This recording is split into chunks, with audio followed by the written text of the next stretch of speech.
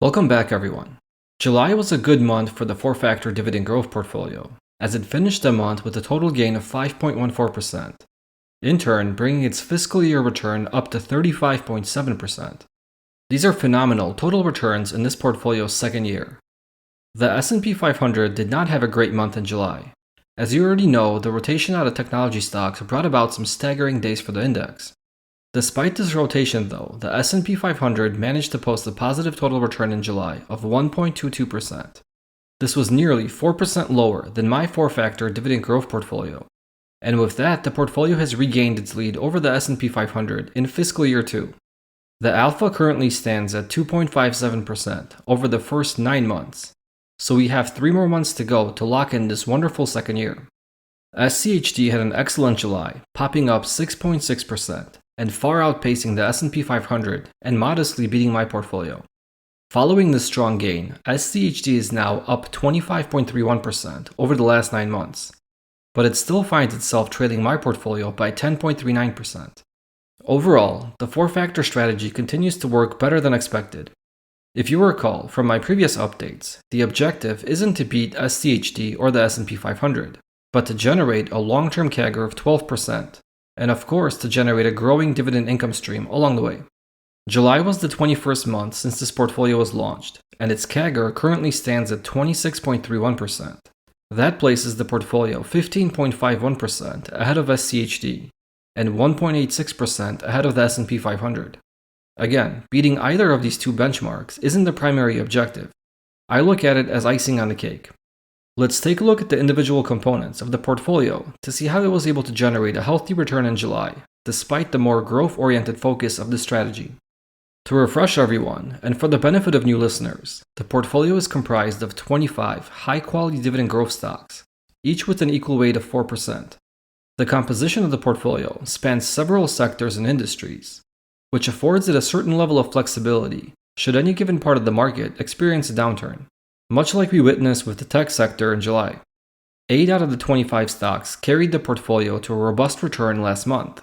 They were ADP that finished the month up 10.03%, Cohen & Steers that rose by 18.27%, Fastenal that popped 13.21%, Infosys that gained 18.85%, Lowe's that posted a gain of 11.92%, Masco with a gain of 16.77%, Old Dominion with the best gain last month of 19.01%. And finally, Williams-Sonoma that was just shy of a double-digit gain as it rose 9.98%. For the first 8 months of fiscal year 2, most of these stocks were not considered to be strong components of the portfolio, meaning that they were not the ones driving its strong return. The primary drivers of good returns during the first 8 months were the technology stocks included on the list, like ASML, Broadcom, Lam Research, Monolithic Power Systems, and of course Williams-Sonoma that is having an excellent period of above-average returns. During July, ASML shed 8.24%. Broadcom was flat with a gain of 0.08%. Lam Research fell by 13.49%. And Monolithic Power Systems managed to post a strong 5.04% gain. There were a few more losers in July that held the portfolio back from keeping up pace with SCHD. Microchip Technology fell 2.97%. Rollins lost 1.8%, SQM fell by 6.6%, and UPS posted a loss of 4.74%. During the past 9 months, one of these 25 stocks is up more than 100%, 20 have double-digit returns, 1 has a positive single-digit return, and 3 are sitting in the red. Overall, not a bad combination. There are a few patterns I have found by analyzing the monthly returns for all 25 of these stocks. For example, if I reviewed them based on their original rank in the four-factor strategy, there is a clear correlation that the highest ranked stocks and the lowest ranked stocks are not the ones driving the return for this portfolio. It's stocks that ranked 6 through 20 that are on average generating the highest returns. Prior to starting this strategy, I gave much thought to how many stocks I should select to be included in the portfolio. I didn't want to choose too few and be too concentrated, but I also didn't want to pick 100 stocks like SCHD and dilute the benefit of potentially picking some winners. For those of you that have followed this strategy since the beginning, you may recall that in the first year, the portfolio included the highest ranked 30 stocks. For the second year, I decided to trim the number of stocks down to just the top 25. But I also considered going one step further and selecting only the top 20 ranked stocks. Even though I didn't opt for the even more concentrated portfolio with just the 20 stocks, I have been tracking how such a portfolio would have worked out relative to my actual portfolio. The more concentrated portfolio would have performed better in July, and that is the 8th month out of the past 9 months where the top 20 stocks have outperformed the actual portfolio. The outperformance in July was 0.6%, and it brings the more concentrated top 20 stock benchmark a full 4.3% ahead of my actual portfolio in fiscal year 2. Even though we are 3 months out from the next portfolio reconstitution, I am now convinced that for fiscal year 3, I will select only the top 20 stocks to be included in this portfolio. The second change that will be implemented in fiscal year 3 is no more monthly rebalancing. Using historical data, I found that had I not rebalanced this portfolio at the start of every month, it would have a 0.66% higher return today. While this is not a huge boost to the overall return, it is a positive boost nevertheless, and making this change will further simplify the strategy and the portfolio. Alright, let's get back to the actual portfolio again, and let's talk about the dividend income and dividend growth. As most of you already know, this is a rather small portfolio with a current value of about $2,600. And I know what you may be thinking. Why haven't I invested more capital into this strategy? It's worked out pretty great recently, and I must have missed out. I have invested a considerable amount of money into this strategy, and the reason I don't share the full picture with you is because it's messy.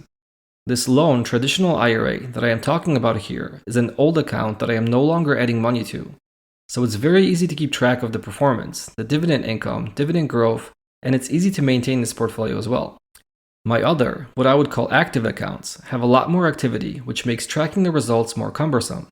While the performance is very similar to that of this account, the dividend growth is accelerated by cash inflows, and it's difficult to back that out or figure out what impact it has on the dividend growth. Whereas in this small IRA, all of the growth is organic. Okay, so let's go over the dividend data. The portfolio generated $4.05 in dividend income during the month of July. This was 5.19% higher than July of last year.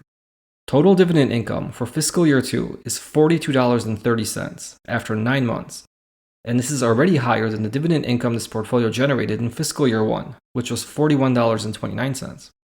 With 3 months left to go in fiscal year 2, and the portfolio bringing in about $12 in dividends per quarter, the organic dividend growth for fiscal year 2 should be around 30%. Some of this is attributed to these 25 stocks raising their dividends, but another contributor is the annual reconstitution between fiscal year 1 and fiscal year 2 that brought the dividend yield of this portfolio higher. Another way I am tracking the dividend growth rate for this strategy is by looking at the projected annual dividend income. Right now, the projected annual income is $56.99. When the portfolio was launched, the projected income was $46.79, which gives us a 21.8% increase. If we annualize this increase, we come up with an 11.93% dividend CAGR. In my book, that is a pretty attractive rate of dividend growth. This portfolio does generate more dividend income than the S&P 500. However, it does not outshine SCHD in this aspect. In fiscal year 1, the portfolio came up 36.11% short of SCHD in total dividend income. Fiscal year 2 is thus far 23.63% short of SCHD, which is an improvement, but we still have a ways to go to catch up with SCHD. I do believe that in the long run, this portfolio will not only catch SCHD, but that it will start to generate a much higher dividend income than the fund. My 4-factor portfolio runs on the November 1st to October 31st fiscal year cycle, but I have been tracking the 4-factor strategy every single month since June of 2023, mainly because I wanted to see if other fiscal cycles would also be able to generate the same level of performance. Thus far, 3 months have completed a full 12-month cycle, June, July, and August of 2023. The returns for each top 20 list were very strong. The June 2023 4-factor list returned 31.5%, which was 3.41% better than the S&P and 14.44% better than SCHD. The July 2023 4-factor list returned 26.59%, which was 2.18% better than the S&P and 15.42% better than SCHD. The July 2023 4-factor list returned 26.59%, which was 2.18% better than the S&P and 15.42% better than the S&P. And 15.42% better than the S&P. And 15.42% better than the S&P. And 15.42% better than the S&P. And the August 2023 4-factor list returned 24.32%, which was 2.31% better than the S&P and 11% better than SCHD. So thus far, the 4-factor strategy has a perfect record and overall very strong returns. The 4-factor lists for the past 11 months are still running, and they are performing pretty well against SCHD, but some of them are struggling against the S&P. I don't want to pass judgment on them until they finish a full 12-month cycle, but as of right now it looks like the September 2023 4-factor list may not outperform the S&P. It is, however, almost 7% ahead of SCHD. I imagine this strategy, like any other, will have better and worse returns, and it will cycle in and out of favor. But my hypothesis is that on average, and measured over longer periods of time, it will deliver a respectable return, all the while generating a growing dividend income stream. If anyone is interested in learning more about this strategy, I do share a file on my Patreon that is dedicated to documenting the strategy. In that file, you can find the full historical performance for all previous 4-factor lists. You can see all of the past and current stocks that were chosen by this strategy, as well as the full investable universe from which I select the top 20 stocks each month. There is a 1-week free trial on my Patreon, just in case you don't find value in the extra content I offer. I hope you enjoyed the video. If you did, please do me a favor and hit that like button and subscribe to the channel. Thank you for watching.